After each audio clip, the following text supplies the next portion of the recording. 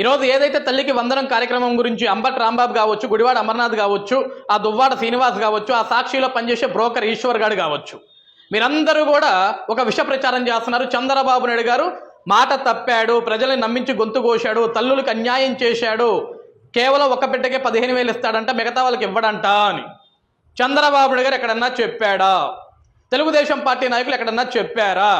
ఈరోజు చంద్రబాబు నాయుడు గారు ఇచ్చిన మాట ప్రకారం ముఖ్యమంత్రి అవ్వంగానే నా మొట్టమొదటి సంతకం మెగా డిఎస్సి మీద పెడతా అని చెప్పాడు. ఇచ్చిన మాట ప్రకారం ప్రమాణ స్వీకారం చేసిన తెల్లారే మొట్టమొదటి సంతకం మెగా డిఎస్సి మీద పెట్టాడు.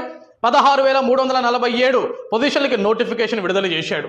అదేవిధంగా నా రెండో సంతకం ఏదైతే జగన్మోహన్ రెడ్డి పేదవాడి భూములు దోచుకునే దానికి ఒక ల్యాండ్ టైటిలింగ్ యాక్ట్ చట్టాన్ని పట్టుకొచ్చాడో ఆ చట్టాన్ని రద్దు చేస్తా, ప్రతి ఒక్క పేదవాడి భూముల్ని కాపాడుతా అన్నాడు.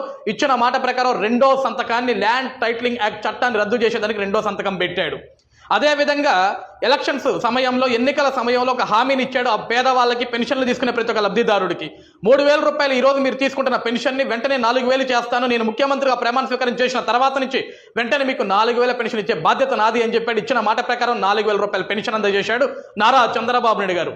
అదేవిధంగా ఒక భవన నిర్మాణ కార్మికుడికి, ఒక పేదవాడికి ఇల్లు కట్టుకునే ఒక ప్రతి ఒక్క పేదవాడికి చెప్పాడు, ఈ ఆంధ్రప్రదేశ్ రాష్ట్రంలో మీకు ఇసుకను ఉచితంగా ఇస్తాను, ఏ దళారికి మీరు డబ్బులు కట్టాల్సిన అవసరం లేదు అన్న విధంగా. అదేవిధంగా ఈరోజు ప్రతి ఒక్క పేదవాడు కూడా సంతోషంగా వాడికి అవసరం ఉన్నంత మేరకు ఇసుకను ఉచితంగా తీసుకెళ్తున్నాడు.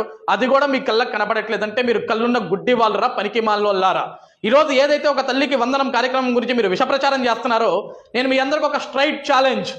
ఈరోజు ఆ సాక్షి ఛానల్లో బ్రోకరిజం మాటలు మాట్లాడే బ్రోకర్ ఈశ్వర్ గారు కావచ్చు, అంబటి రాంబాబు కావచ్చు, గుడివాడ అమర్నాథ్ కావచ్చు, దువ్వాడ సీని కావచ్చు, ఇంకెవడన్నా కావచ్చు, మీ అందరికీ స్ట్రైట్ ఛాలెంజ్. రేపు తల్లికి వందనం కార్యక్రమం ఆ పథకం అమల్లోకి వచ్చిన తర్వాత, మొదలైన తర్వాత చంద్రబాబు నాయుడు గారు ఇచ్చిన మాట ప్రకారం ఒక తల్లికి ఎంతమంది బిడ్డలు ఉంటే, ఇంట్లో ఒక బిడ్డ ఉంటే 15,000, ఇద్దరుంటే 30,000, ముగ్గురుంటే 45,000, నలుగురుంటే 60,000. ఈ కార్యక్రమాన్ని ఏదైతే చంద్రబాబు నాయుడు గారు చెప్పినట్లుగా ఆ కార్యక్రమం చేయబడితే ప్రతి ఒక్కరికి అందజేస్తే ఏం చేస్తారా మీరు? ఆ రోజంతా మీరంతా ఒకటే పని చేయాలా? నేరుగా చంద్రబాబు నాయుడు గారి ఇంటికి రావాలా, ఆయన కాళ్ళ ముందు మోకరిల్లాలా, ఆయన బూటకాలు మీ నెత్తిన పెట్టుకోవాలా?